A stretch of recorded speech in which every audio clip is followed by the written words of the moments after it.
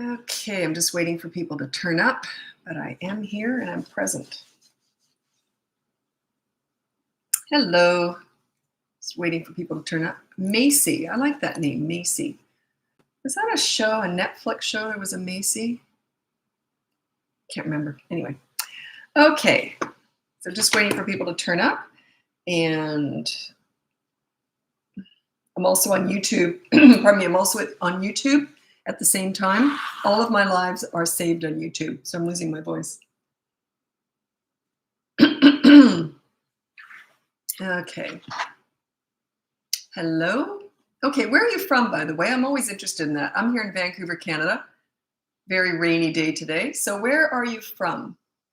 Hi, thank you for your time. You're very welcome. I love doing these lives. This is my way of serving. Like, I don't get paid for any of this. So this is just my way of serving. And I love it. I really enjoy it. And I'm going to try and slow down, though, because I try and get through too many questions too quickly. And my voice starts to give out by the time I get to TikTok. North Carolina. Hi, North Carolina. New York. Excellent. Northern Indiana. Excellent. Indiana. I think I know where that is too, because I look up all these states. I probably know all the states by now. I'm an early childhood educator in Kentucky. I love your approach. Excellent. Thank you for joining me or us. And Northern Indiana. Okay. Ohio, USA here. Texas, Vancouver, Washington, the other Vancouver. When you say you're from Vancouver, do you always say Vancouver, Washington? Like whenever I say Vancouver to a non-Canadian, I always say Vancouver, Canada. South Africa. Excellent. South Africa. Wow. Mesa, Arizona. Excellent. I'll probably be snowbirding down there one day. A lot of people from Vancouver snowbird in Arizona. Phoenix, I think. Anyway, okay, so let's get going with your parenting questions. Jacksonville, Florida. I've had some clients from there, coaching clients from there. Must be wonderful weather down there. I lived in Australia for about 20 years, so I know what it's like to live with constant sun. It's wonderful. Okay, so let's get going with your parenting questions. Yeah, I do have to say Vancouver. Isn't it a pain that we both have the same? It'd be a lot easier if there was just one of us. Okay, two-year-old toddler hitting my husband and I when frustrated. Yeah, they're going to do that. Just say no and restrain them. So physically hold them. When they hit, say no, and you hold them just for a few seconds and then just let go and walk away. If they come after you before they hit the next time, grab them and just say no. When I say grab, you don't grab. You just take their hand and say no. They'll eventually learn. Walk and then just walk away. Go about doing your business. Never look upset. If you look upset, and don't do the big therapy sessions. You know when it hurts me, and when you do that, that's not very nice. They're not listening. That's for you. That's not for them. I call them mini therapy sessions. They're just ridiculous. Don't do that. Atlanta, Georgia. What consistent corrective actions? Sorry, it flipped ahead. Oh, sugar. Just a sec. Consistent corrective action do you suggest for 2.5-year-old hitting mostly mom in the face? Well, if you know that your 2.5-year-old hits you in the face, I would make sure that they don't get access to the face. I would sort of meet them before they even get that. But yeah, you just say no, just like I said, you just say no, and you hold on to their hands for a second. Give them a serious. I'd put them down if you're holding them. But yeah, they'll eventually learn. They're just crazy. I'm going to read my top 5 tips for parenting toddlers. Everyone wants to make sense out of them and try and correct them. It's not the way it works with toddlers, okay? Okay, here's my top 5 tips for parenting toddlers. You child-proof your home so you never have to say no. You set up a toy rotation system so they're never bored. When you want to connect with a toddler, you do so in their world. You don't go to the nail salon with them. You go to the park and roll down the hill with them. They just start to look at you differently when you enter their world. Number 4 is and it's the same thing. You enter their world when you discipline them. None of these mini therapy sessions discussing all their feelings and big emotions. That's just garbage. I don't know who invented that. It's just garbage. Anyway, they're about actions. They're about consistent corrective actions. And the 5th one is stop trying to figure them out. They're not figure-outable. They're brand new, fresh human beings. They're just forming. Okay, they're like imagine if you've only been in the world for 2 years. Would you really have any concept of the world? Like none. They're just so fresh. So don't try and figure them out. They might even go like this and smear poop on the wall. Can you figure that one out? Probably not. If you can, let's talk. My son falls down when he's upset or attention. Yeah. Sounds normal. Okay, it's a lot of the same stuff. You're just asking me to make sense out of these toddlers. They're just gonna do stuff. Okay. Yeah, I just read out the top 5 tips for parenting toddlers. I'm gonna scroll ahead.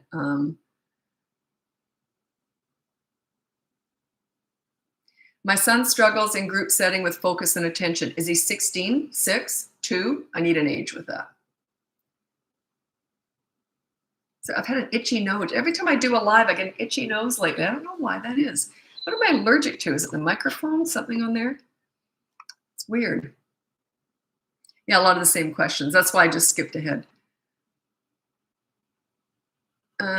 Okay, 1-year-old daughter wakes up several times in the night kicking in that. I don't know what's going on there. You'd have to hire me because I don't know why they're doing that. I'd have to ask a lot of questions to figure that one out. Could be lots of different things. So I don't know. I would have to assess that situation. If you want my answer, you'd have to hire me for that one. Most stuff I can answer quickly, but that I'd have to assess why is a 1-year-old waking up constantly. Oh, you're asking about your foster daughter. How long have you got this child for? For advice for help, listen the first time. Yeah, I don't repeat myself for one thing. Foster kids are a little bit trickier because if they got parents in the picture and it's just a lot of stuff going on. I always worry about stepping on toes too. Are you given certain rules on how to deal with these kids? And I don't want to step on those people's toes.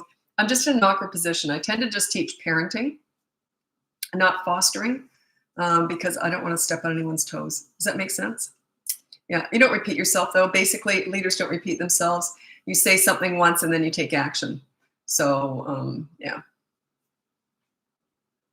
About 6 months with me, very confusing family situation. Yeah, that's, foster kids, it comes up in coaching. A lot of foster parents have hired me, and then I can help you.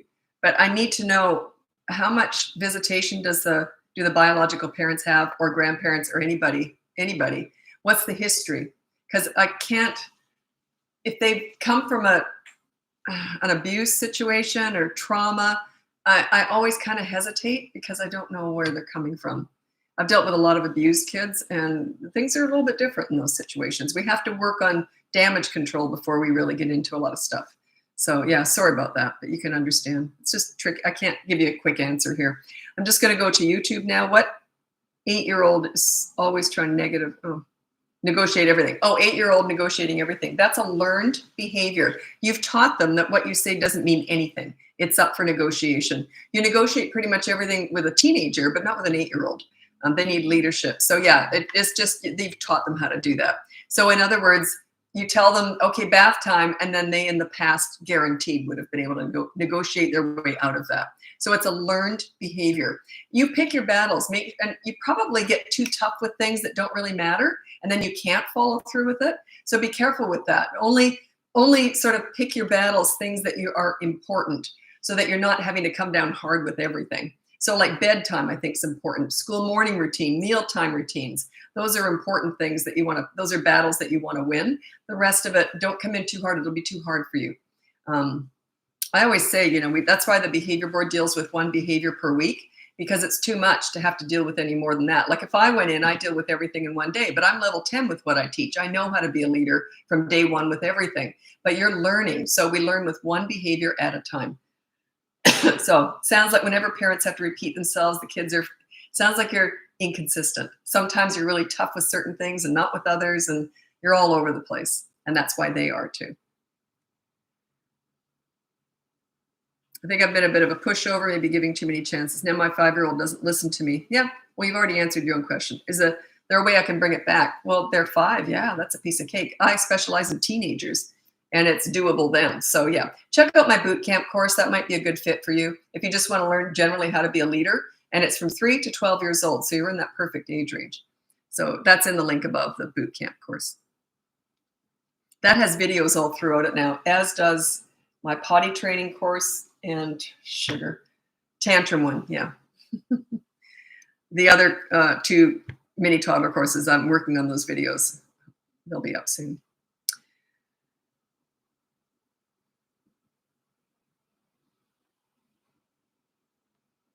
Okay.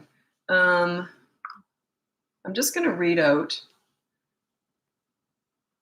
something that I've been focusing on a lot lately. And I think it's really important because everyone asks me about discipline. That's a tiny part of parenting. I never really disciplined my kids. Like I got respect when they were tiny, and then they were self-disciplining. So they just did what they needed to do before they could do what they wanted to do. They just understood it was no big deal. So, but yeah, and here's what a lot of parents miss is that they try to make up for it. So things aren't going well. So let's say the kids are out of control, and then the parents tend to overpraise the kids, trying to bring out the best in them. It's not how you do it. You don't do it through compliments and praise at all. You're wonderful. I know you can do better. I know you're a good kid. They're not listening to that. It means nothing to them. So most parents overpraise, but then they underplay. They don't play with their kids. I don't mean take them somewhere and watch them play. I mean, you watch how they play and then you join in, enter their world and play with them more. They look at you differently. They're going to be more apt to listen to you. It gets your respect. Playing with them gets your respect. It also makes them feel good. So stop overpraising and underplaying. Parents tend to, and also parents who overpraise and underplay also are usually yellers, but they're very quick to praise to try and make up for it. It's a whole thing. It's a vicious cycle. I see it every day. Anyway. Any tips and advice on how to be more patient? You'll be more patient once the behavior corrects itself. So once you're a leader, you will find patience through leadership. So check out my boot camp course if you're interested. It teaches you how to be a leader. Remember, we're never fixing kids. We're teaching parents here. So, and the kids don't come with instruction manuals. That's what I'm here for. Parenting is the hardest job in the world with the least amount of training, and everyone expects you to be an expert, especially you. So yeah, you got to learn this stuff. So that's what I'm here for. Check out the boot camp course. That's all in one 5-week program, how to be a leader. Do you give a certificate for your course? Daycare preschool teacher, and we need training every year. I don't teach that. I stay in my lane. Although I know a lot of teachers, a lot of schools have used my training, but it's very specific to parenting. So I can't talk about daycare or anything. I don't give certificates. Plus, I teach parenting. I can't teach you how to be a daycare provider. I don't know anything about it. It's like a huge portion of my clients are teachers, principals, child psychologists. I can't do their job and they struggle with parenting. Parenting's personal. The others are all institutional based. There's a lot of love and connecting with kids, but they're still institutions.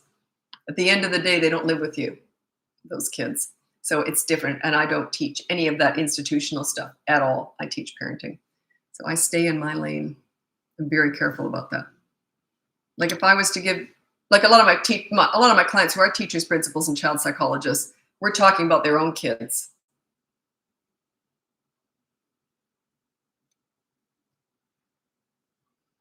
Advice on how to deal with 3.5-year-old who wants you to play pretend all day. It's never enough. I always say you play with your kids, but then like I would have played with my kids and said, okay, all done. You go scram while mommy gets dinner ready or something. And they did. So you've got to have boundaries. You got to say, okay, we're playing now. And then put a timer on even. And then when you say, I'm going to play with you for 15 minutes. When that timer goes off, I have to go and get stuff done. Don't say, I don't want to play with you anymore. Just say, I have to go get stuff done. And then the timer goes off. It gives them more structure and routine, and they'll understand that better. So use timers, use alarms and all that stuff. Any advice in sleep training a 4-month-old, letting them cry versus assuring they feel safe? That's a tricky one to ask me because there's no easy way. I teach connecting and discipline and fun and all that stuff. With a 4-month-old baby, it's more about meeting their needs. So, and the sleeping through the night is more about meeting your needs and not about meeting their needs. So they're going to have to suffer a little bit if you're going to sleep train. I did that with my kids when they were about 10 months old. And, oh, geez, it was hell. I sat outside. I did let them cry it out, but then I'd go in every 5 minutes, pat them on the back. You're okay. And then I'd go out and I'd cry. I'd sit outside their door and sit there. It's hell. So I don't even want to give you advice on that. It's just awful. I hated doing it. I did it because I wanted to be able to sleep through the night. So I'm not saying don't do it, but don't ask my advice because I don't like to tell you. Sit outside their door and cry while they cry. That's all I did. God, it was awful. Because they don't feel good. I mean, I always say when a baby cries, I pick them up. Yeah, but in the middle of the night at 10 months old, I was done. But yeah, it's not pleasant. Ugh. I hated it. Absolutely hated it. Way harder on me than it was on my kids. Okay, maybe not, but let's go with that. Okay. This is on YouTube.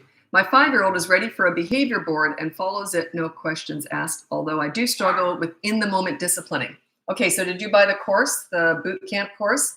The in-the-moment disciplining starts at week 4. So it goes 5 weeks. Week 4, you don't use the behavior board. They can still be up, but your focus now is on in-the-moment discipline. So when they do something bad, you say, look, I didn't like that, but here's what we're going to do. Or if you don't know what you're going to do, you say, I didn't like that, so I'll tell you what, we'll discuss it after dinner. And then it gives you time to think and then them time to sweat. So, but yeah, good luck with that. Just keep following through. It eventually works. Oftentimes people will hire me and they'll say, I'm doing everything you say. And they'll have done the course and everything. I'm doing everything you say and nothing's working. And I'll say, well, just tell me, take me through your worst moment and tell me what, and they're just doing one little thing that I can't predict. One little thing wrong, and I'll go, that's why it's not working. It can just be the littlest thing. So I can't always predict that. But, usually, I don't know how many times, maybe 9 times out of 10 it'll work. But there's always that something's going on that you just can't figure, right? So I don't know. Just keep at it. Keep going. Tips on selecting a good preschool. That's not my lane at all. I don't discuss education. I don't discuss anything like that. I don't discuss schools or religion or anything like that. That's up to you to decide what's a suitable preschool for your child. Yeah, that's not my lane. A 2-year-old threw toy at brand new TV and broke it. Yeah, that's going to happen. That's part of having kids. Not much you can do with a 2-year-old who does that. Nope. They're not going to learn. They don't understand money. They don't understand broken TVs. It's just part of it. You're amazing. Thanks for all your guidance. I'm just old and experienced and wise. You get wisdom when you get old. You get wrinkles and you get wisdom with it. So it's a payoff, Would I rather have smoother skin and have less wisdom? No, I love it. But yeah, you just get old. I've seen it all, So I had to work. I had to get these sags and wrinkles to get this wisdom. Okay, 3-year-old foster son had potty party in November. I've got a course called the Potty Party Training. He took a long time to get where he tells us he needs to go. In the last 2 weeks has been telling us, how do we get off the treats? Oh, okay, once they're going on the potty, then you can just get off the treats. Just say, okay, we're all done with the treats, but then you can give them to them maybe after dinner a little bit for a while and then just peter them out, like just get rid of them. It's just part of it. Treats are just part of it. Or you can replace it with something else. Say, look, we got grapes instead. Will that work? Probably not. It worked with one family, so yeah, you just peter them out. You sort of okay. Transitioning. Okay, well, the word transiting. Any transition is difficult. It's difficult for us too. We're not built for change. We like continuity. It's just our brains like continuity. So transitioning from crib to toddler bed tips. I don't have any. It's just going to be hard. What I did with my kids, as soon as they flopped out on the floor, I thought, that's it. I dismantled the crib, put the crib mattress on the ground, then surrounded it by pillows. They kept getting up, but I just kept putting them back to bed over and over and over again. Eventually, they just passed out and they got used to it. But yeah, no, there's no real tips. It's one of those things. It's just transitions are hard. Everyone wants to make everything easy. That's the problem. You can't.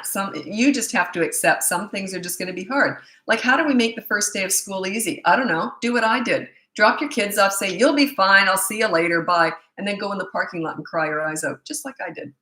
Yeah, transitions are hard. My kids were fine. I was a mess. I felt that sit outside their door and cry. Yeah, when you're sleep training a baby. Oh, it was awful. Oh, I can still remember doing it because I just get this horrible feeling. I just felt sick to my stomach doing it. Letting your baby cry in the middle of the night at dark. Oh, it's awful. I did it. Anyway, I'm not defending it, or I'm not saying it's good or bad. It's just, if you want to sleep through the night, that's what you got to do. Whew. Okay, I have discovered, it's on YouTube. Have discovered you recently, and it's been a game changer for the way I handle my 3-year-old girl. Great. Calm leader is such a simple way. I did too much negotiating and didn't hold enough boundaries. You just summed it all up. Exactly. You did too much negotiating and you didn't hold boundaries. Exactly. I couldn't have put that better myself. Perfect. Good for you. I'm just giving you the ideas here. You're the one doing the work. So yeah, good. Always pat yourself on the back. I get client every time I'm talking to a client, they go on and on and on about everything they've done wrong in the last week. And I say, yeah, but you just mentioned everything you did right too. They're very quick to criticize themselves, but it's my job to say, but look at what you did right. And then when they do make a mistake, I say, yeah, own it, apologize to the kids, say, look, I messed up. How about we go to the arcade or something? So there's nothing wrong with messing up. I did it a lot. So you just say, the kids, my kids were very quick to point it out. Gee, Mom, didn't you mess up? And I said, oh, fine. Where do you want? We'll go to the arcade or the water slide park tomorrow. Okay, fine. So there's nothing wrong with messing up. We all do it. That's part of it, because if you're trying to look like you're perfect, you're not setting a very good example for your children. They're going to think that not being perfect is bad. Making mistakes is part of being human. Okay. Girls 4 and 6 in constant competition with each other. How do you build positive interactions? Okay, this comes up every day actually in coaching. So you've got sibling rivalry or kids who don't get along, they're not close, they're fighting all the time, whatever. A lot of parents say, I don't know why, because I'm spending quality time, individual time with each child. Well, that's why they're at war. You're just building resentment. You never do that. Never do one-on-one time with kids who don't get along. It's just the worst thing you can do. What you do is you spend time with them. You play to the weakest link. So if you're going to do a game or something with a 4 and a 6-year-old, play to the 4-year-old's level. And there's no real competition. It's just silly stuff. Like you're going to tell a story and you're going to each take, okay, I'm going to start a story, then I'm going to start at 2 sentences, then you continue, and then you do silly stuff, just fun stuff. You play hide and seek with them. You play with them. They'll end up laughing at you because you're silly and you can't do somersaults like they can, and they'll end up bonding that way. They bond through laughing at you. That's how my kids bonded.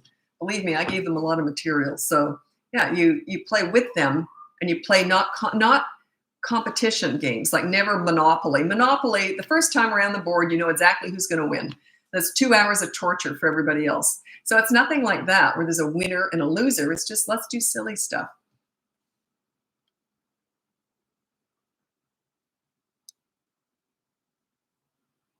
Okay, I'm going to read this out. I can't see the see more part yet. Just a minute. I don't know where you're going with it, but I'll just start reading it. I find myself counting down for my kids, and I know you absolutely hate this. My kids respond to it and course correct, so I keep doing it, but I have to do it all day long. How do I break this?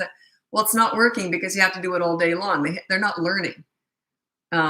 So yeah, how do I break the cycle? Just stop doing it and start doing everything else I'm teaching. Check out my boot camp course. It teaches you what to do instead of that other stuff. Or you can just try the behavior board. That's completely free. It's all in the link above. So yeah, it's not working because they keep doing it. Anything that is working stops the bad behavior. Not just in the moment, but eventually after 2 or 3 or 4 or 5 weeks, it should stop. So it may work in the moment, but it's not working in the long term. You see what I mean? It's like yelling. Yelling works in the moment, but long term, ooh, that'll backfire. Big time. Yeah, the countdown backfires. So just because something's working in the moment doesn't mean it's working. Does the behavior board work for just turned 3? Yeah, they can stop and think before they act. Doesn't mean they're going to do it. It means they have the ability to learn to stop and think before they act with certain behaviors as you're going along. He continually kicks his sister. We've tried more one-on-one time. Yeah, you don't do one-on-one time. Remember, I just said that. You don't do it. She's almost 2 and doesn't quite understand. He needs like space. Yeah, okay. Check out the behavior board and that's always, it's actually in the, it's the example that I use in the behavior board is no hitting. So what time is it? Okay, good. I didn't want to be late for my next live. Yeah, check out the behavior board. Or if you want that next level, the next level up is the boot camp course. It goes for 5 weeks. It's intensive, but it starts you slow. It's not like you're doing this 24/7. It's just like you're picking one behavior per week to deal with. And so it's 5 weeks anyway.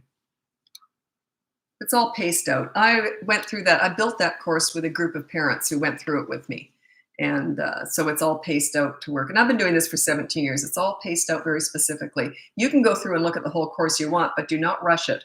You can lengthen it by a week or 2, but do not rush it.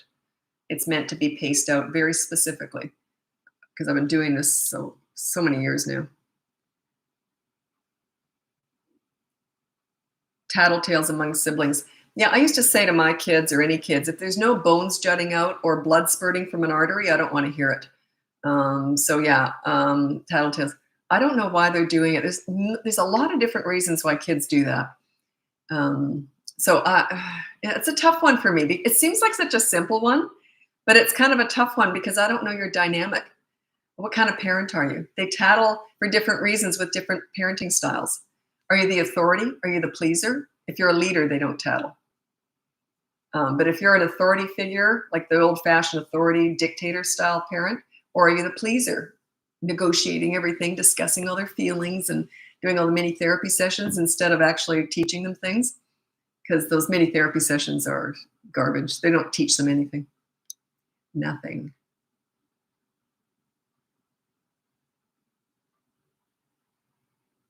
Did she answer? I don't know, that just struck me as funny. It's like you went to the bathroom, came back. Oh, did she answer? By the way, she didn't have any particular tips on this, just that it would be hard transition. Oh, the bed. Yeah, going from the crib to the bed. It's like you go out and you have to go pee in a movie theater. What did I miss? It just struck me as funny. I have a weird sense of humor. Okay.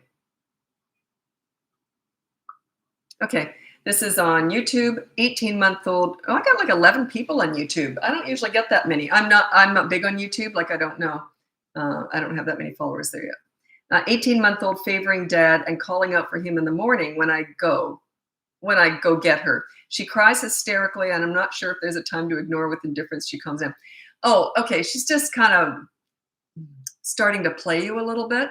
She's okay with you, and she might want dad, but she's just kind of playing it. She might like something that he does a little bit better, maybe the way he picks her up in the morning. Something. So if my kids started screaming for dad, I go, oh, well, all you got is me. And I just pick them up. Wouldn't even give it any attention whatsoever. So yeah, it's just a baby still, really.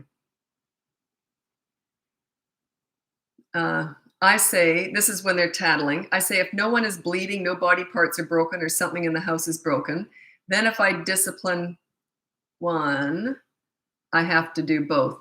Yeah, that's one way of doing it. There's a lot. I got too many approaches with that one. I got a million different ways of dealing with tattling. But it really depends on the parenting style. I give different advice for different types of parents. Sometimes it's the seemingly most inane questions that are the most difficult for me because I got too many answers, but it depends on what's going on at home.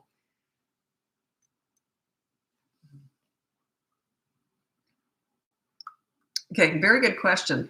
Daniela on YouTube said, also wondering how to choose worst behaviors to focus on correcting when many of the behaviors are very occasional. Pick something that if you're going to correct, so you're going to use the behavior board or the boot camp course. And that is week 1, you put a rule or a bad behavior, something you want them to stop doing or start doing on the behavior board. It's usually something you want them to stop doing. So that 1 rule per week. And then you're asking, do you pick the biggest one or something that doesn't happen that often? Pick something that happens often, but it doesn't have to be the biggest. And if you're doing this on your own without me, like if it's coaching, I'll often pick the biggest one. Not always, but I often will, because I know how to manage it and guide you through it. But if you're doing it on your own with the boot camp course or the behavior board by yourself, pick an easy one. Pick one you know you can win, because you want to show them you know how to make that behavior board work. So the first week you want it to be a success. And if you're going to hire me for coaching, don't do the behavior board first on your own. It's harder to get it working with me if you've already tried it and failed. We do it, but it's harder. It's better to start from scratch. Because someone just hired me the other day and they said, I know you said not to do it, but just last week I couldn't refrain. They'd already hired me and they decided to start without me anyway. And yeah, so I said, okay, well now we're going to have to do something. We're going to have to sort of make up for your mistake now, because they did something wrong. They failed with it. So they had to take the kids somewhere fun because they messed up the behavior board. Parents messed up. So they had to apologize to the kids and take them somewhere fun. So it actually worked out well, but it's funny. So I know you said not to do it. We just couldn't help ourselves. It's funny. And also, I tell my parents when I'm coaching them, I say, if you don't make a mistake, you're going to be the first one. All parents make mistakes in coaching. Like when I'm learning something, of course, you always make mistakes when you're learning stuff. That's part of the process. You're not supposed to get this right. Parenting is not about perfection. Life is messy. Parenting's messy. You're going to make mistakes. I made mistakes, lots of them. My kids they had a voice. They were very quick to point out my mistakes. And I was very quick to make amends for them too, though. When they pointed out that I made a mistake and did something that was unfair or unreasonable, I made amends. So it all worked out. It actually worked out in our favor, because I wanted my kids to know it's okay to make mistakes so long as you fix them and make amends. You don't want to be doing that every day, but you know what I mean. So yeah, we're not aiming for perfection with life. That's ridiculous. Who'd want to be around a perfect person anyway? How boring would that be? Anyone I know who tries to pretend to be perfect is probably the most boring person in the world. Any person I've met who has that, oh, they're just perfect. They never put a foot wrong. I'm like, oh, snore. They're never people I'm drawn to. I like people that go, oh boy, did I ever mess up the other day. I like more human, kind of fun people who just throw themselves out there, make mistakes, and they're just more outgoing. I don't like perfection in people. I think they're boring. And there is no such thing as a perfect person, but you know what I mean? The phony people who try and pretend they're perfect, to me, they're just like, I run the other way. Okay, what to do when a teen flat out refuses to do a consequence? That's explained in the behavior board. And by the way, with teenagers, it's called an accountability chart. You don't call it a behavior board with teenagers, but yeah. There's 2 consequences for the kids, right? So check out the behavior board. That's completely free. And it'll explain what you do, because you almost hope they don't do the consequence, because then you get to do the second consequence. The first one is a positive action. If they won't do that, then you do the negative deprivation. You take something away. You don't start with that, though. I don't like to start with that. You start with, hey, you did something bad. Now do a good deed to make up for it. You won't do the good deed. That's fine.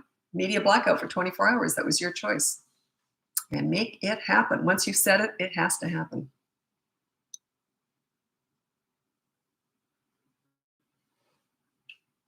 This one's funny. I wish I knew the age. Let me just see if you put it down. Oh, it's a very long. Ah! Okay, I'm going to read this out because I think it's funny. This is from Rochelle Rimmer. Okay, what do you do for one kid who you say, it's my turn to talk, and they go on and on until they finish their sentence? He's 7 and has done this since he's 4. He will not stop talking. He will do something wrong. I'll get his side of the story and start to say my piece, and he'll say, I didn't, etc. And did. Okay, you're not going to like my answer. And I'll say, it's my turn to talk, and he continues, then gets mad when I tell him he can not use words for 30 minutes since he wouldn't give me a chance to speak. Oh my God. Okay, so in other words, he says, you say, okay, you did that, then he starts talking, and I'd say, that's enough. Here's the consequence. If he keeps talking, I would just be like this. I'd be looking at him like this. I wouldn't answer him, though. I already said that's the consequence. I wouldn't engage. You're engaging in it. He's pulling you in. He's like going like this. He's dragging you into it. And you're going along for the ride. He's totally got you figured out. Yeah, I just say, well, that's the consequence, and I won't be discussing this any further. And that's it. I would shut it down. By the age of about 3 3/4, right around there, maybe 4, they only do what works. What that says to me, oh, he's done it since he was 4. They only do what works. Means it's working. Means if he goes on long enough, he might get his own way. That's exactly what that says to me. I would be stunned if that's not what's happening. I'm almost 100% sure that's what's happening, because they only do what works. It means if he goes on long enough, you'll give in, he'll wear you down, and he'll get his own way. So yeah, just say, cut him off, say, I'm done talking, and then just let him go on and on and on and on. Then I might just sort of wander off and do something. Like, yeah. Kids are funny. Oftentimes when I'm coaching, parents are saying to me, oh, and then he did this, and I'm laughing. They say, what are you laughing at? The kids are hilarious. Like, they just crack me up. What they do, what they've learned to do to wrap you around their little finger or control you, I just find them funny. They're very clever. You know why they're so clever? Everyone says, oh, they're so clever. They haven't got that much in their heads yet. They can put a lot of focus on one thing, and that is controlling you in the moment. So they've got nothing else. They don't have bills to pay or taxes to worry about. That's all they've got to focus their brain on. So they can be very clever, very manipulative. Yeah. Best course to work on my parenting leadership skills, is that the boot camp course? Yeah, it's the only one I've got for all that. The mini toddler courses are niches. They're specific little problems like potty training, bedtime, hitting. What's the other one? Tantrums. Yeah, they're niche courses. They are about your leadership, but they're not a big encompassing leadership course, because you can't be a leader with a toddler yet. You're learning. Toddlers are not going to follow a leader quite yet. They don't start following a leader till they're 3. 3 to 12 is the height of your leadership. That's why that course is there, the leadership course. I will get one for teenagers. I can't call it a leadership course though, because you want to pass the torch to them. You want them to be more their own leaders. It's a shared leadership. You're still in charge with the big stuff, but you want them to be in charge with the other stuff. So I'll call that something else one day. Anyway, I don't have time right now to do that one, but that's why I haven't done a leadership course just for toddlers. Because, yeah, not every, because you're not really in leadership yet. And I teach leadership. You're just kind of going along for the ride while they're toddlers. You're waiting it out. See you on Instagram. Oh, phooey. Oh, shoot. I'm late. I got to go to Instagram now. Sorry about that. Thanks so much for that. Okay, I'm moving over to Instagram now. Happy parenting. Check out the link if you want to know my courses and all that.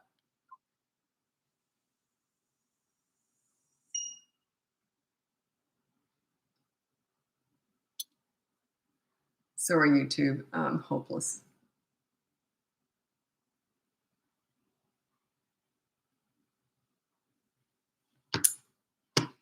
I should set a timer.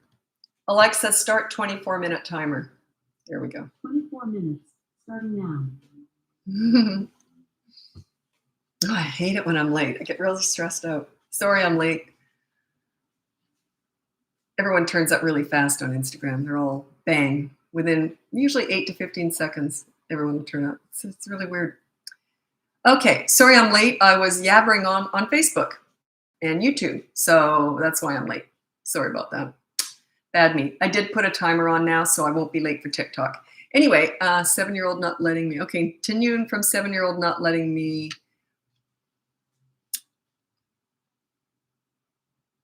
We exited to hear you. Oh, shoot. 7-year-old not letting me. Because we get a notification here. Yeah, I'm stupid. Geez, that bugs me. 7-year-old not letting me talk. Yeah. Why are you talking? That's what I'm getting at. Like, I would just shut it down and say, well, if you won't let me talk, I won't talk. And I would just shut it down. I would shut down the conversation. I would not engage in that. So yeah, you're feeding it. Guaranteed you're feeding it.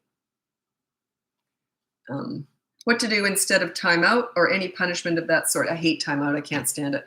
Timeout is, I think it's humiliating and there's no lesson learned. The only thing that you're teaching them is that they're a piece of garbage. Like when they're sitting in the corner, they feel like crap.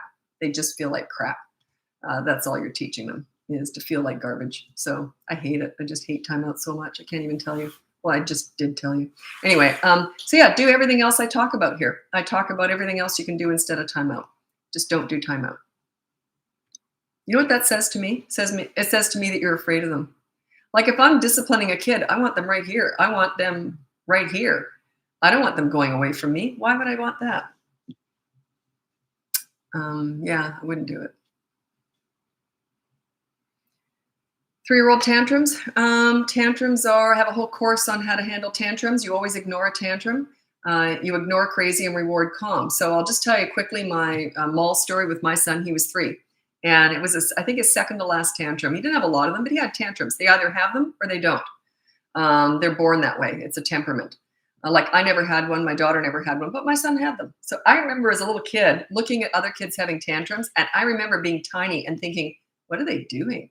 Like I couldn't even wrap my head around it. Why would you act like that? And my daughter had that exact same look. She was like, what are they doing? Whereas my son would just let it fly. Like it's a temperament. Anyway, I was at the mall with my son. He had a tantrum. So I pulled him off to the side and I stood there with my nail file, filing my nails, completely ignoring him. And he said, and it was a very loud, busy mall, so it wasn't disturbing anybody. If it was somewhere like church or not that I go to church, but if it was somewhere like that where I'm disturbing people, I would have pulled him out to the parking lot and then ignored him. I still wouldn't talk to him, but I would move him to the parking lot. Anyway, so I'm filing my nails. And it was a very loud, busy mall. And I guess because I was standing there filing my nails, I was calling attention to myself. And so people kept coming up to me. And these moms with little kids were coming up to me saying, you should give him a hug. Talk about his big feelings. I'm like, oh, good. Keep going, keep going. Because taking parenting advice from someone who only has little kids is like taking financial advice from someone with $10 in the bank. They haven't even finished raising their own kids yet. How can they give advice? Anyway, so it was, and I had experience with hundreds of kids by the time I had kids. Anyway, but all these grandmothers and moms with older kids kept coming up to me saying, you know what you're doing. I'm like, yeah, I know what I'm doing.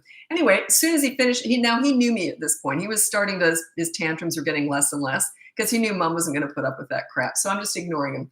So you ignore the crazy. A tantrum is the crazy zone. filing my nails. As soon as he's done, I said, "Y'all done? Okay, let's go." And off we went, no big deal. You don't discuss tantrums before, during, or after. There is no point whatsoever, none whatsoever. A tantrum is a loss of emotional control at not getting what they want, when they want, how they want it. You do not address that. You allow their brain to process that all by themselves. Their brain needs to learn how to process heading into a tantrum, being in one, and then getting themselves out. If you interrupt that process, you're stopping that brain from developing that skill on how to get out of a tantrum, how to avoid it in the first place. That's what he was learning. He was learning there's no point in doing this because there's no payback. Any attention is food. If you're giving them any attention, even eye contact while they're having a tantrum, you are fertilizing it. It's growing and growing and growing. So yeah, don't fertilize a tantrum.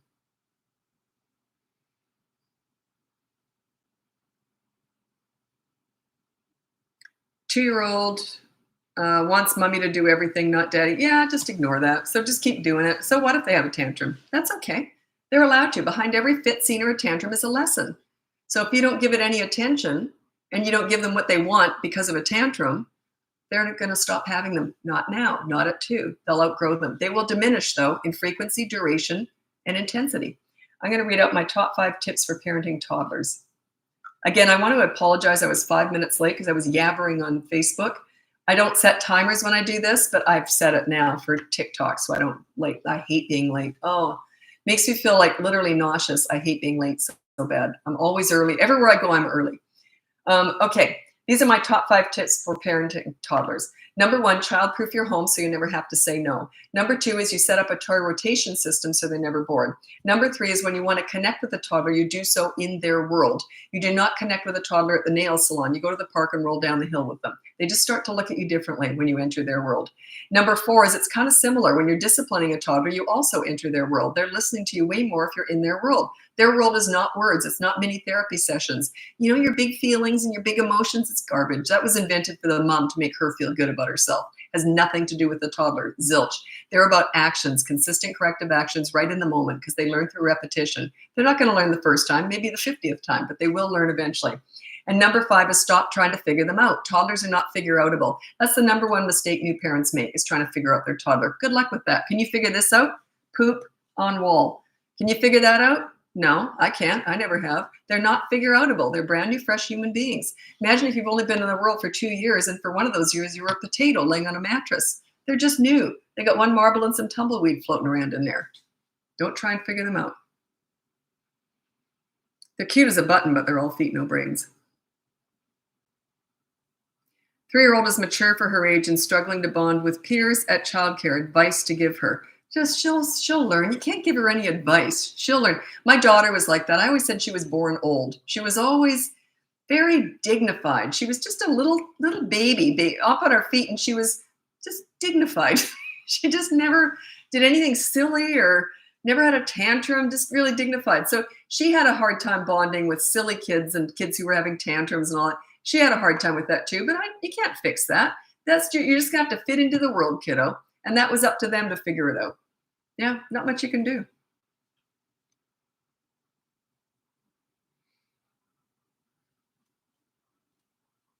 Oh gosh, you're gonna hate me.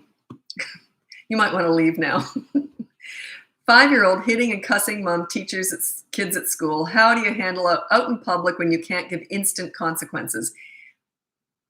He has no idea he did anything wrong if later in day went home. Oh, he knows. He knows. I don't even want to answer that question. Check out my boot camp course. Check it out. It goes from 3 to 12 years old. It's all about your leadership. He knows exactly what he's doing. Unless he's got some development delay. He knows what he's doing. You're expecting way too little from him. 3-year-old still doesn't talk properly, so he doesn't know how to show his emotions.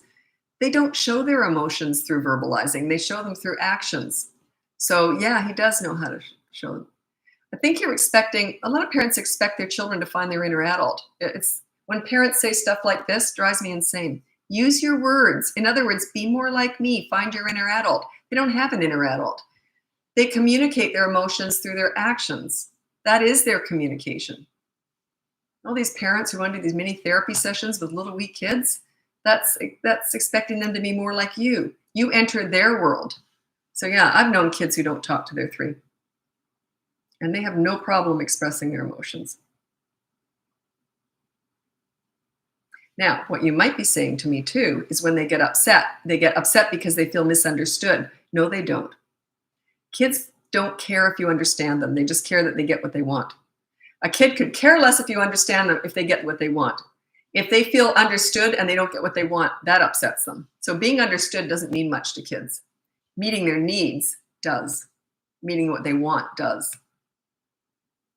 Getting what they want does. So you meet their needs and you manage their wants. The discipline is managing their wants. But yeah, they don't care if you understand them.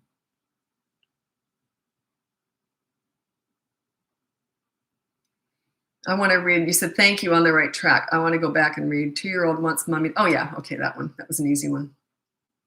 Because I've said a couple things here. I think people are probably have already sailed out, think she's a pain in the butt. That's okay. I got to say what I got to say. I don't hold back. Okay. I ignored my 3-year-old while having a huge tantrum at a park and guided my attention to his sister. Guided your attention to his sister. An 8-year-old girl approached me to call a terrible person every name on the book. An 8-year-old girl approached me and called me a terrible person. So, boy, she sure wasn't raised very well, was she? That's her problem. I would just go, whatever. Yeah, why would you care? Why would you care? If you know you're doing the right thing, why would you care what other people think? Yeah, I remember once I was talking to this mom. It was one of the school moms or something. She was telling us how gifted and special her little child was. This child was on the ground, basically biting her leg, trying to get her attention. And she was literally bragging about what a special, advanced, gifted child she had. And this kid was gnawing on her leg. And he was like a horrible, awful kid. He was just so out of control. And the mom was always bragging about him. We were always like trying not to laugh while she was talking. But yeah, she wasn't doing the right thing and she was proud of it. So it was funny. If you know you're doing the right thing, why would you care what anyone else thinks?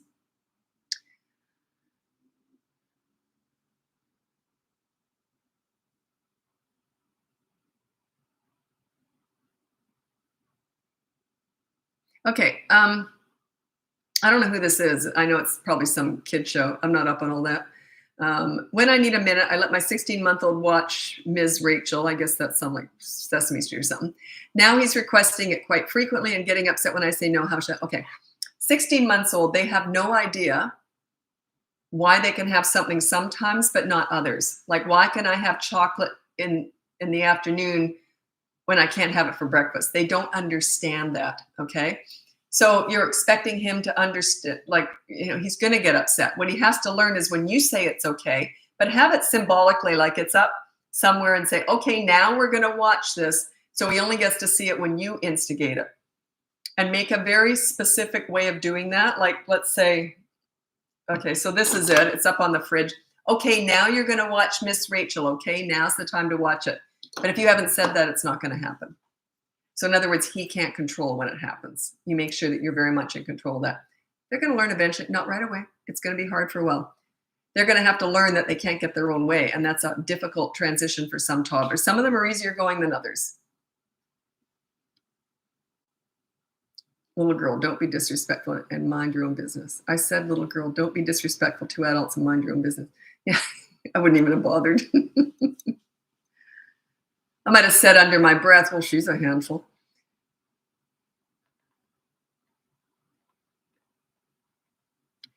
I remember once a kid said something rude to me, and I don't remember what it was or anything. And I said to them, and I still kind of have this attitude, this is why I was never bullied. It was a kid, it was an older kid though, said something snotty to me. And I said to them, why would I care what you think? And it threw them right off. They were used to people getting upset when they said something. What? God, I wish I could remember that. It wasn't a little kid, it was maybe a 12-year-old. And I said, why would I care what you think? And they just looked absolutely, I guess they were used to being rude to people and people getting upset, where it didn't bother me at all. But true, why would I care what you think? It was something none of their business. So I don't know if I'd say that to an 8-year-old, but this kid, I certainly said, boy, it threw them off. It was great. Yeah, they never said anything like that to me again. What to do when your kids like consequences and get excited to clean the bathroom sink? Go, that's fine. Because it's not so much that they have to hate the consequence. Sometimes they do, yes, but not all the time. So they did something bad, so they have to replace it with a good deed, even if they like it. By the way, they only enjoy chores when they're no good at them. Once they get older and they're good at them, they hate doing them. But anyway, it's a good deed. Don't worry if they enjoy it or not. Don't get caught up in that psychology. Well, a consequence should be awful. Not necessarily.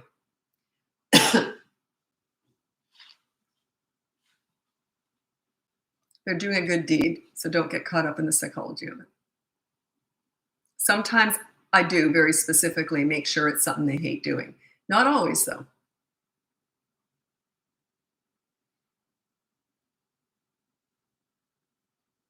3.5-year-old says no and fights to the core of his existence about basics like bathing and brushing, going to school. Okay, that just says to me that you're not a leader at all. They don't respect you. Work on your leadership skills. Kids do not come with an instruction manual. That's what I'm here for. That's what that boot camp is here for. It's your instruction manual, how to get respect. 3 to 12 years old. My clients, I would say most of my clients are highly educated. A lot of my clients have child development degrees, a lot of teachers, principals, child psychologists, and they still struggle with parenting. It's personal. It gets under your skin. You live with them 24/7. It's different. It's just like no other relationship. Like I couldn't be a child psychologist or a teacher or any of that, but I know parenting and that's my lane. But yeah, work on your leadership skills. That would not happen. Like there's a lot of stuff in there. It's because they don't respect you. Work on your leadership skills and that will not happen.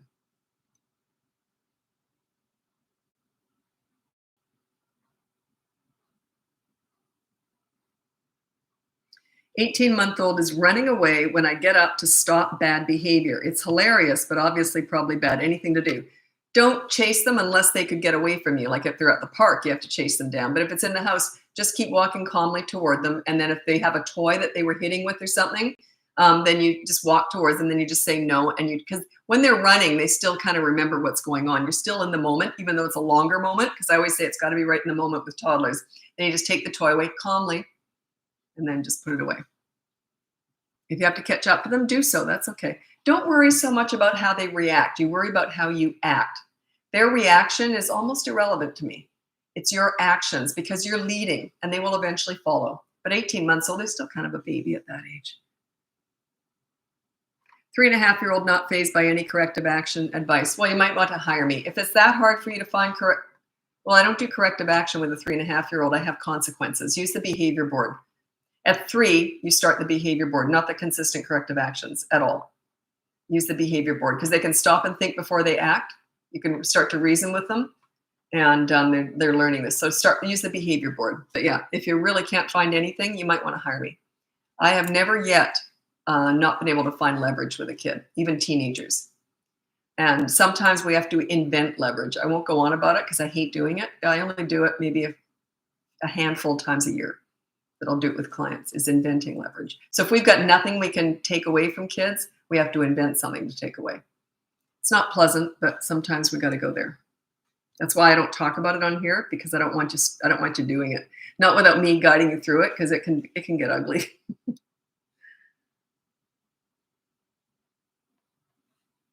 15-month-old randomly started whining a lot. At that age, they're just 16 months old is when I consider them turning into a toddler, not a baby so much. But yeah, if they start whining, just don't give whatever they want and they're whining for, make sure they don't get it in that moment when they're whining. Just ignore it, basically. They tend to lean toward what works and lean away from what doesn't work, even at that young age. If they're getting any attention, even if it's negative, it's good to them.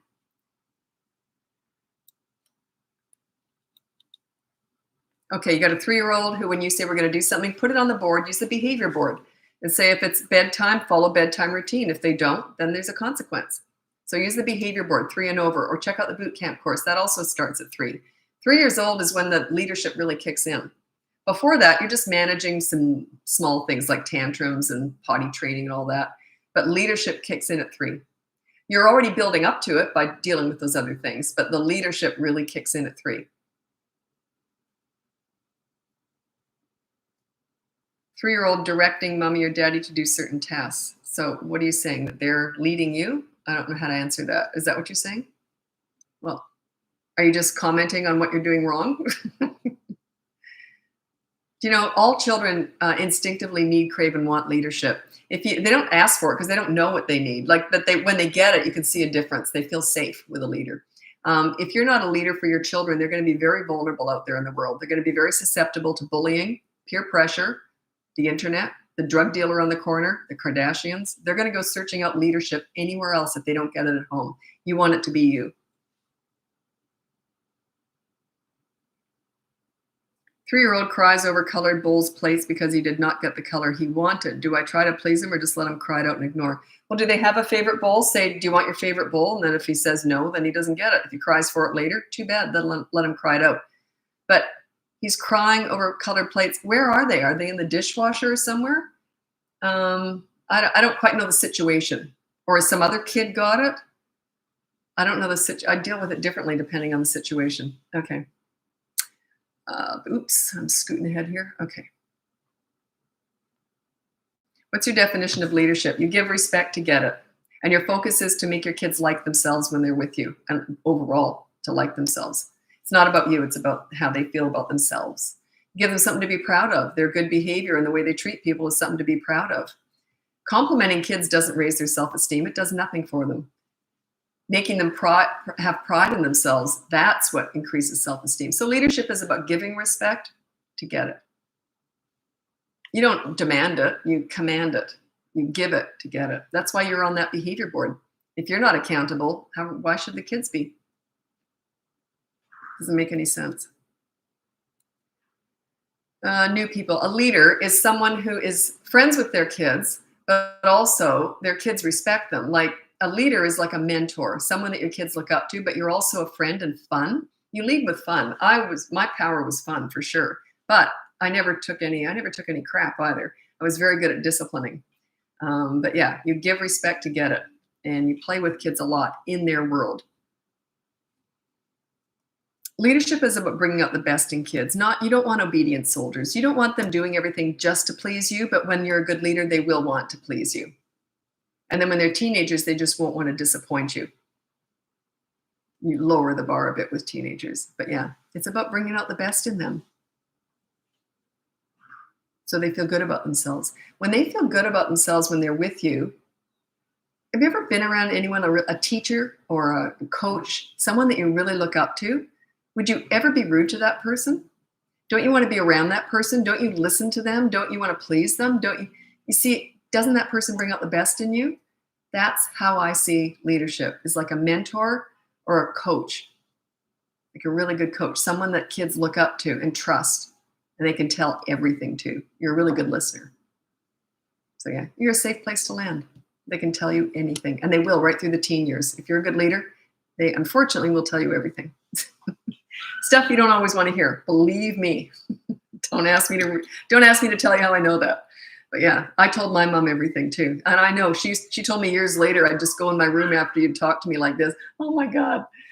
But yeah, she never showed that when I was telling her stuff.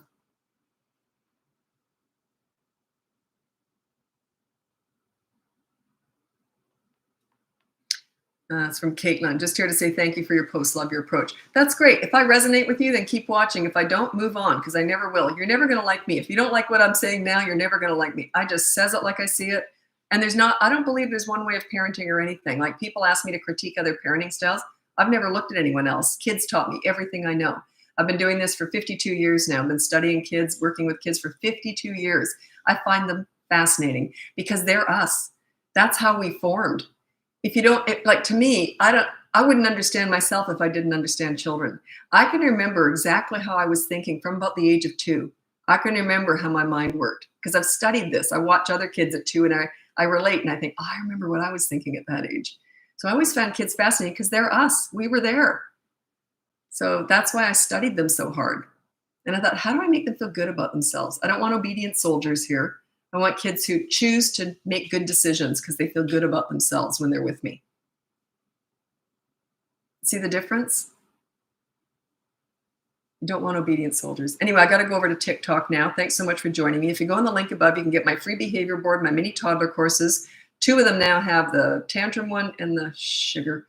Potty training one now have videos all throughout, as does the boot camp course. The boot camp course goes from 3 to 12 years old. That's the full leadership course. You're at the height of your leadership in that age group, 3 to 12 years old.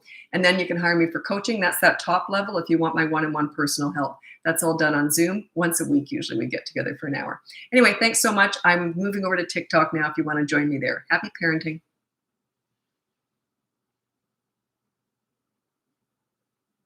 Alexa, stop timer.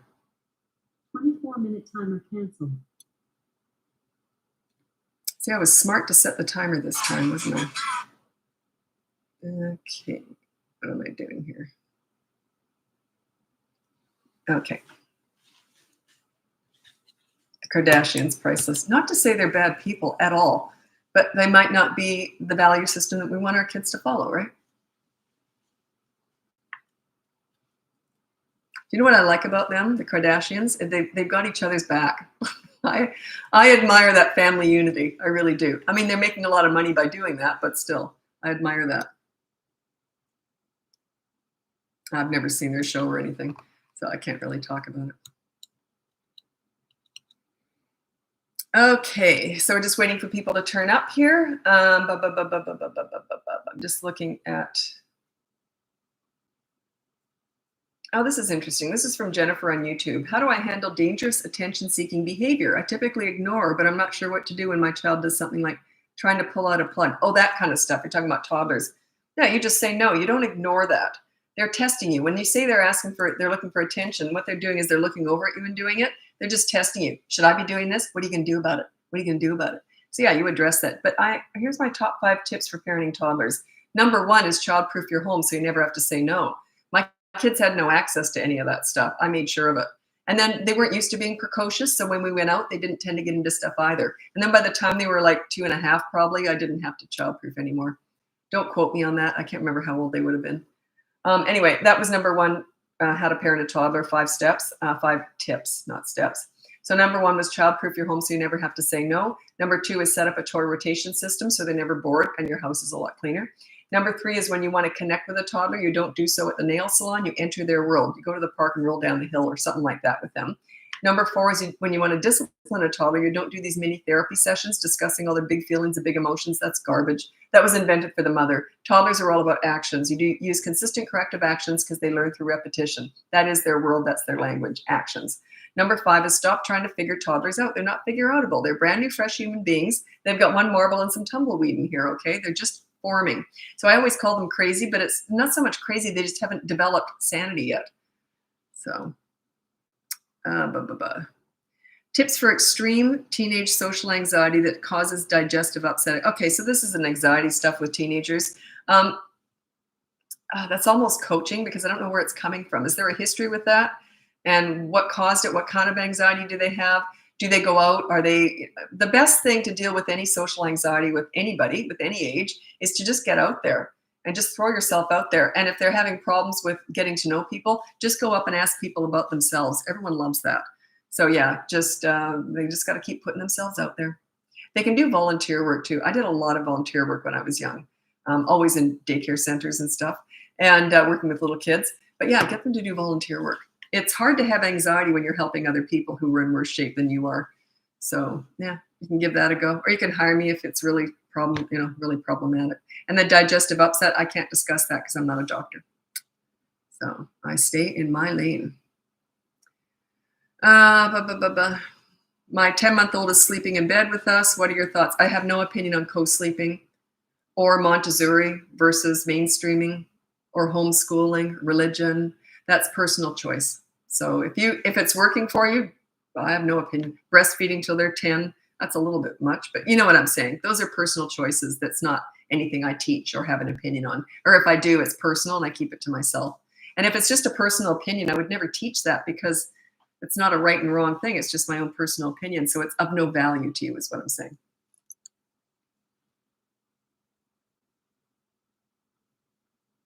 And I'm very careful with that too, because I do have some personal views on parenting, but I don't share them because they're just personal views. And I'm not going to push that on anybody. Why? Because I don't necessarily think they're right. They're just my own personal preferences with certain things. 7-year-old constantly saying we're being mean. You mean trying to manipulate you? Trying to make you feel bad? If you know you're doing the right thing and a kid said, you're mean, you're awful, I go, oh, well, live with it. There's no way I'd be pulled into that. No way would I be pulled into that. Now, here's the thing. If they're saying that when they don't get their own way, that's what I would do. If they're saying it when you're riding Dumbo at Disneyland, like they start saying stuff like that, like you hate me, I hate you, and all, when they're happy, then I would look into it. But if it's just because they're not getting their own way, I'd go, whatever. Wouldn't bother me at all.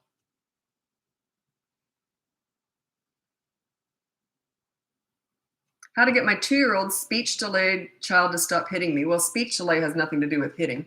They're not, little kids are never trying to be understood. They're just trying to get their own way. People misconstrue this all the time. Evidently professionals do too, but I never look at what anyone else is doing. They're teaching. But little kids do not give a hoot if you understand them. They just want what they want, when they want, and how they want it. So they'd much rather be misunderstood and get their own way. So speech delay has nothing to do with hitting. I have a toddler mini course called Toddlers Who Hit, Bite, Etc. You might want to check that one out. It goes into detail about how you deal with that. Is it normal for a 3-year-old to wake up in the middle of the night and join us in bed? It's not normal or abnormal. It's just some kids do and some kids don't. If you want to learn how to avoid that, check out my Bedtime Battles course that goes from 2 to 8 years old. It is 2-part, how to get them in bed, then how to keep them there. How to keep them there is what you're interested in. It's just a whole process on how you do it. Basically, you're just walking them back to bed. You don't look at them or talk to them. You might have to do it 50 times. They'll get bored with it. You gotta last longer than they do. It's just sort of a bit of a challenge to see who can last longer.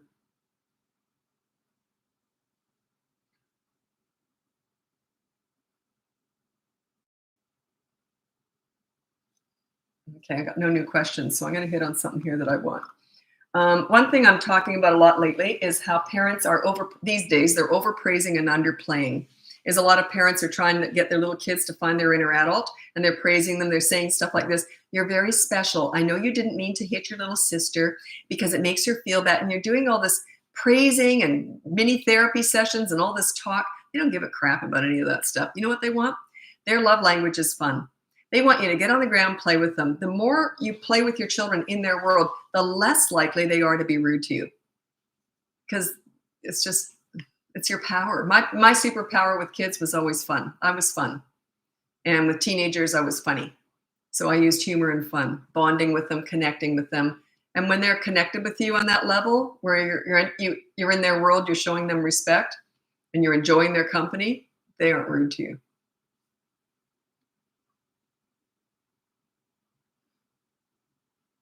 My daughter's 4 and I can't get rid of the pacifier. Help. Yeah, it's a tricky one. That's the transition stuff. Any transition is difficult because our brains are meant to like the predictable, and our brains don't like change.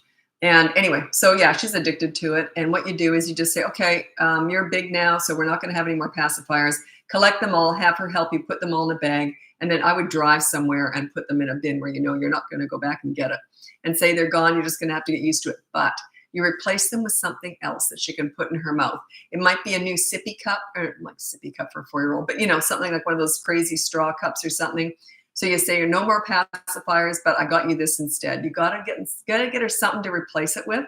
It's gonna be tricky though. If she's 4 years old and she's used to that, it's gonna be tricky. By the way, I'm not a doctor or anything, but very few kids go from a pacifier to a thumb. It's so someone said to me, well, I don't want to take the pacifier away because then they might suck their thumb, and you can't take that away from them, right? I haven't heard of that before. They usually, if they're thumb suckers, they usually start with that, or they'll actually take the dummy out and put their thumb in. Yeah.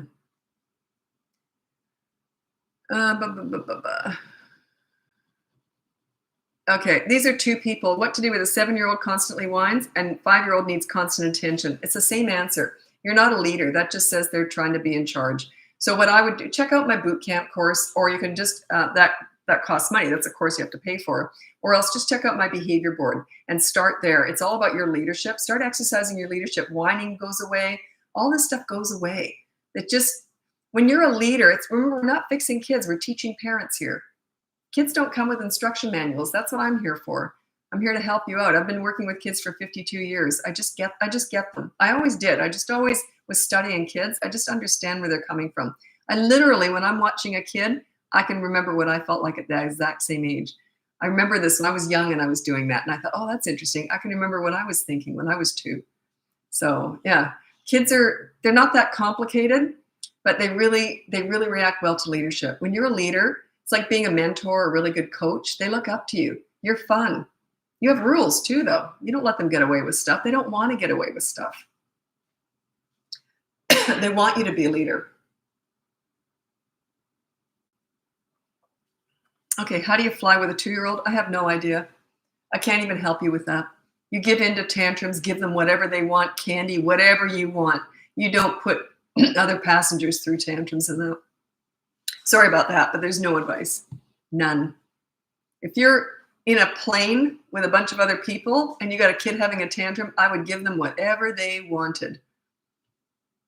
I flew from Brisbane, Australia to Vancouver with an 18-month-old. That's a 24-hour with a stopover, 24-hour trip with an 18-month-old. He got whatever he wanted. Anything. He never had a tantrum. He was squirmy, never slept for 24 hours. An 18-month-old never slept once. Sometimes you just got to do what you got to do. That is not the time to exercise leadership. When you're on a tube with a bunch of other people going somewhere. How do you make the kids see you as a leader? Just follow everything I'm talking about. You can check out my boot camp course. That is when you're at the height of your leadership, 3 to 12 years old. Well, you're at the height of your leadership with kids, 3 to 12 years old, not when you're 3 to 12. But anyway, that's all about leadership. That's when they're old enough to understand a leader and follow a leader, and then they're not coming out of it. And when they're teenagers, you want to pass the torch over to them. You want them more to be their own leader. You're only the leader with the big stuff. You want them to lead with the smaller stuff now, because you don't want them to be, you want them to learn how to be their own leader. You want to raise independent adults, right?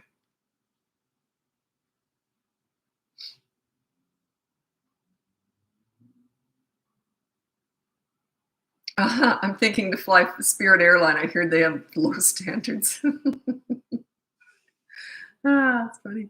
How do you feel about screen time? I don't have an opinion on that because no one really, the jury's out on that. How much should kids have screens? How much? What age? What should they watch?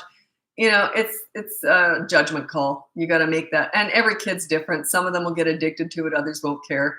But I do have some videos on how you manage screen time. It depends on the age. From the age of about 3 or 4 or 5 years old, what I would do is there's 3 different ways of managing screen time. You pick a certain time slot in the day that they can have screens, or you pick a certain amount of time during the day, like 30 minutes a day, whatever, and it sort of doesn't matter when it is. I don't like either one of those. I like the one as they're getting older that they manage when they watch screens, so long as it's okay in the family that they can do this. But you give them a certain amount of hours per week, and you keep track of the minutes.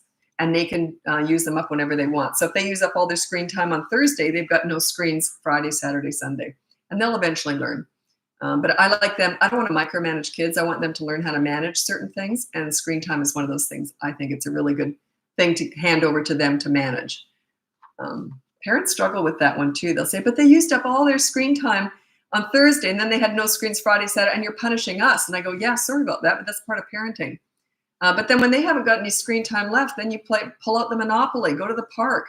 It's not like you're just sitting around looking at each other.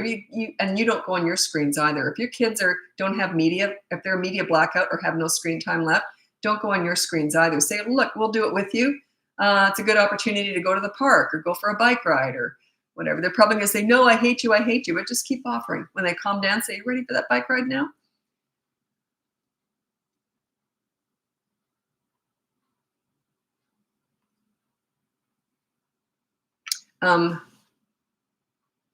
Do I want to talk about that? Just a sec.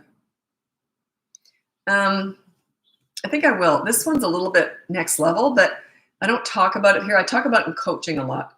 But when you've got one kid who's got media blackout, people always say, what about the other kids? What do I do? I got 3 kids. Only one kid has media blackout. What, do they go in their room? I said, never. You never sequester the one who's got media blackout. The other ones get sequestered into they have to go in your master bedroom with a smaller screen. They're usually quite happy to do that if they know their brother can't have anything. So, and the whole family has to suffer a little bit when someone has media blackout. You always do it with that kid too. And then you suggest you play games and all that with them. Anyway, here's what I don't like to talk about except in coaching, because when the kids get older, oftentimes, and you'll tell them this ahead of time, if you tease your brother about not having any screen time, you won't get it either. That's a really tricky one because parents say, well, they were sneaky about it and that you got to watch them like a hawk if you're going to have that rule. So let's say you've got 3 kids and the little boy has no screen time. And the other 2, let's say you got 2 girls who can go in your room and they do have an iPad with them. If one of them turns around like this to the little brother and sticks her tongue out like that, instantly you catch her and you say, no screen time for you now. You got to do that because I don't like the other ones to tease that one with media blackout, but it's a tricky one to do. Depends on the age too. But yeah, that happens a lot. Okay, let me see now. Helping a 2-year-old that has social anxiety with peers his own age. Okay. I don't think 2-year-olds have social anxiety. I mean, they just play strange or they're just shy. Is that what you mean? Yeah. My son was more like that. I would say when he decided that he was going to be shy, he'd hide his head. You know how they do that behind your legs, right in your butt? They've got their nose right in there trying to hide from everyone. Oh, my son, oh no, I was standing somewhere and another kid came up and did that to me. They put their face right in my crotch and they're trying to parents. It wasn't that long ago either. It was maybe just a few years ago. And the parents that we were just cracking up when the kid realized it wasn't even their own parent. Kids. Anyway, yeah, I don't think a 2-year-old can have social anxiety. Just ignore it. Don't make a big deal of it. Don't force them to go out and play. Just stand there waiting. Just watch the other kids, maybe talk about the other kids playing at the playground. Don't feed that. Don't give it any attention. Don't say, come on, you should play. You should play. Makes it worse. Don't call attention to it. They'll eventually join in. They're only 2. They're brand new. They're going to learn stuff. Oklahoma. I love your teachings. Excellent. Thanks so much. I appreciate your support.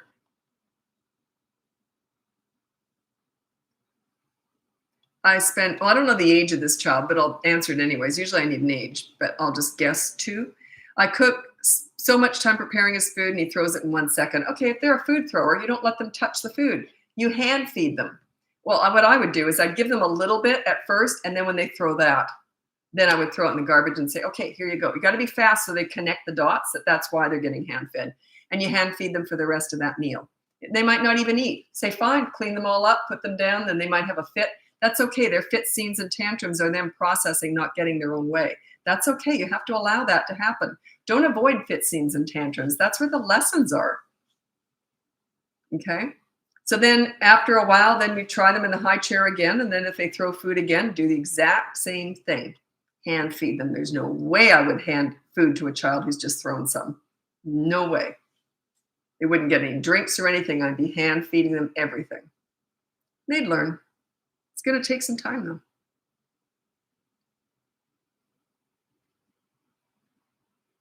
How to reinforce behavior board with a child who doesn't read or remember things. Okay, that's why it's so simple. You can just draw pictures because it starts at the age of 3. They're not reading them, but draw pictures. And then you introduce the behavior board one day, then you say it starts tomorrow. Get up in the morning, remember the behavior board, remember no hitting, and don't even go through with don't talk about the consequences much. You can do that when they hit.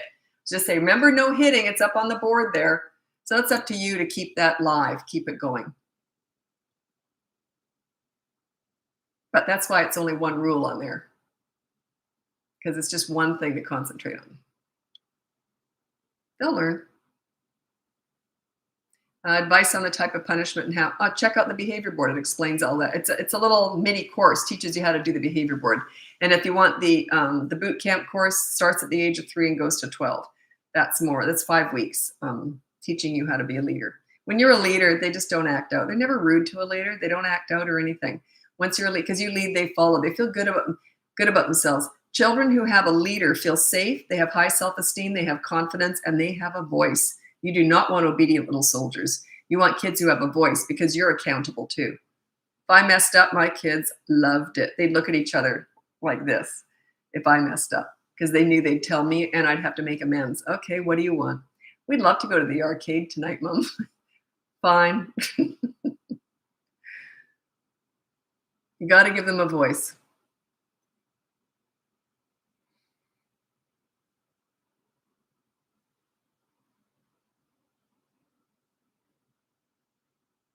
Are there any books you'd recommend? I've never read one. So, I've read books, but I've never read anything on kids or parenting because I learned everything through kids. So, and teenagers. So yeah, never, I have no idea what anyone else is teaching. The only way I know anything that's going on is when clients tell me what they're doing. And I'm like, where'd you learn that? And I don't say who, but I say, I guess you learned that somewhere, right? And they'll tell me. So yeah, I don't know. But if you're going to take advice from someone about parenting, this is the two criteria. I would never take advice from someone about parenting unless they had these two things, these two qualities. They have to have finished the job with their own kids. Otherwise, how do they know if what they're doing today is going to pay off down the road? They have to have finished the job. Have they got young adults who are functioning, independent? You know, they have to have finished the job with their own kids.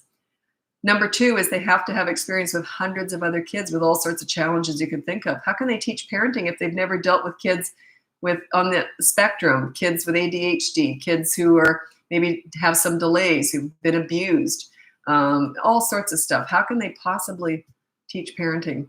Would be like, if without those two criteria, it would be like giving financial advice with $10 in the bank. They have to have a wealth of information and lots of experience. It's all experience-based. So yeah, but I'm sure there's lots of other people out there like old like me who have that same experience base. I just don't know any of them. I stay away from all that, because if anyone ever asks me to critique anything, and if I'm insulting anything, I have no idea who's teaching it. So if I'm criticizing time out or anything like that, I don't know who's teaching it. I'm very careful.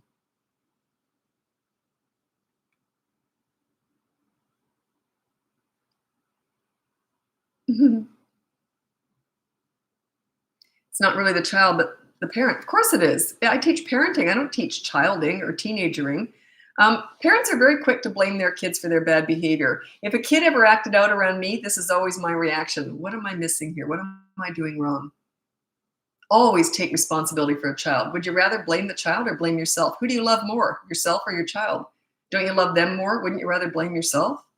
But it's funny. Parents are very quick to blame the child for their behavior. It's all about you. Not when they're toddlers, they're nuts anyway. It's all you. Their behavior is 100% a direct result of your parenting between the ages of 3 and 12. 100%. All their behavior is a direct result of your parenting between the ages of 3 and 12. Their basic nature, their basic personality is all them, but their behavior, how they treat people, how they act, that's on you. So, but isn't that good news? You can only control yourself anyway. All you have to do is change yourself, and then you can change their behavior. Their behavior will change organically if you're a leader. It just does. They're drawn to a leader. They want to please a leader. Leaders make them feel good about themselves. When kids feel good about themselves, they never act out. Bullying is all about misery. I've never, ever seen anyone be nasty who isn't miserable. You cannot be happy and be mean at the same time. You cannot have high self-esteem and be happy and be disrespectful to your parents at the same time. It's impossible. So think about that. It has nothing to do with the kids. It's all you. But that's the best news you can get, because you can control yourself. You can learn. You can change yourself. I mean, I managed to get respect with all the kids and teens I worked with. Was it them or was it me? I was never handed an easy kid. Not once, not ever. No one ever said, here's an easy one, Lisa. They all went, good luck with this one. I always got all the most challenging kids to work with because I was good at it. I knew how to get respect because I knew how to make them feel good about themselves. And when they feel good about themselves with me, they want to please me. That's what leadership's all about, bringing out the best in them. You don't want obedient soldiers. That's the old dictator. That's the old-fashioned authority style parenting. It's not a bad way to parent, but it's not what I do at all.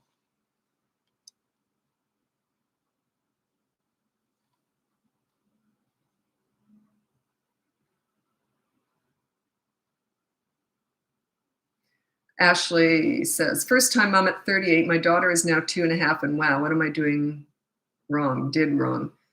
I don't know. She's only 2.5. They're nuts when they're 2.5. Okay, I'm going to read out my top 5 tips for parenting toddlers, which I read out every single day, but it's so worth it. The last one is the most important one, okay? It's just really important. Number 1, child-proof your home so you never have to say no. Also keeps your house cleaner. Number 2 is you set up a toy rotation system so they're never bored. By the way, I've got lots of videos on that. Number 3 is when you want to connect with a toddler, this is under the age of 3. When you want to connect with a toddler, you enter their world. You don't take them to the nail salon. You watch them play and you join in. You enter their world. When you want to discipline a toddler, it's the same thing. You enter their world. You don't use these mini therapy sessions that are just junk, talking about their big feelings and big emotions and all that stuff. It's ridiculous. They're all about actions. So use consistent corrective actions because they learn through repetition. And they're not about words, they're about actions. And number 5 is the most important one. Stop trying to figure them out. They're just toddlers. They're just forming. They're brand new, fresh human beings. They're nuts. They haven't developed sanity yet. You're expecting them to be reasonable? Really? They're crazy. They're just forming. They may even go like this and smear poop on the wall. How do you figure that out? But for some toddlers, that's completely normal. They're just brand new. They're just forming.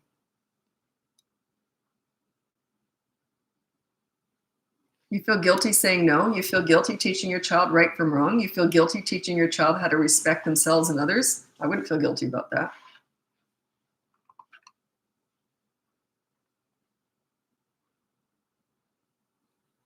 My 3-year-old's well behaved for everyone except me. I would say you're probably the pleaser parent. You're probably afraid of saying no. You're probably trying to give in to everything. You're probably afraid of a fit scene or a tantrum. So I'm just guessing.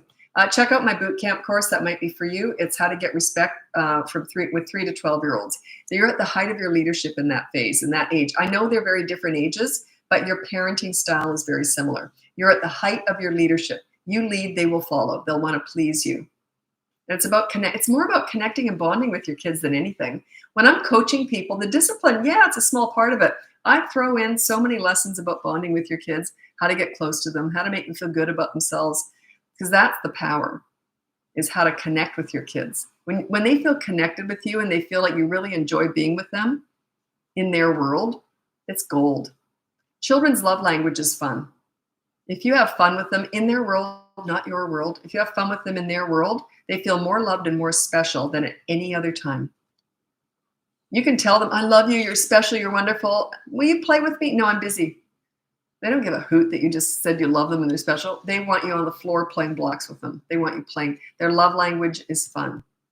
So have fun with them. It gives you a lot of power, a lot of leverage. That was all I had. When I was working with kids, I couldn't take TV away or anything. My only leverage was I was fun Lisa, or funny with teenagers. So, and they liked being with me. I was fun. So if they acted out, I just got quiet for a minute or two. They didn't like that. It was embarrassing to them, because they saw me as a mentor, like a friend. And then if they acted, I don't take any crap though. If they acted out, I got quiet. They didn't like that. So yeah, make them feel good about themselves. Their love language is fun. Think about that. Okay.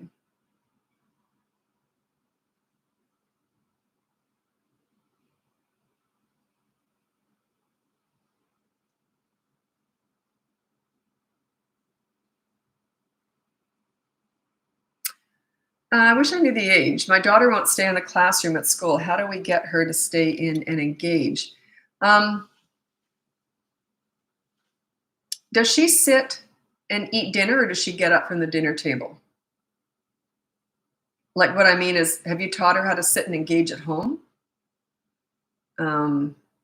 So I would like to know that. That's Mama Bear. Does she sit at the dinner table politely and eat dinner, or does she get up and not engage? Like, you know what I mean? Is she just a wanderer? She has no idea about discipline and manners and all that stuff.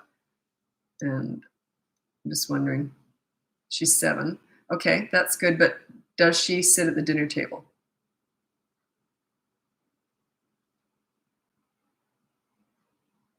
Just waiting to hear.